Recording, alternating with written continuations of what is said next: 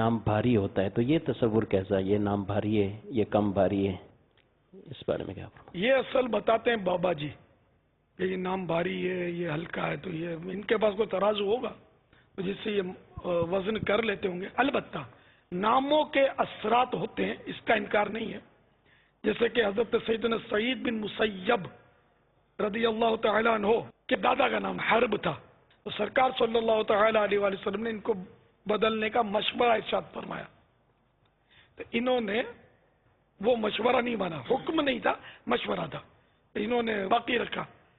تو سعید بن مسیب رضی اللہ تعالیٰ عنہ فرماتے ہیں کہ میرے دادا کے اس نام کی وجہ سے آج تک ان کی اولاد میں، ہم لوگوں میں سختی پائی جاتی ہے۔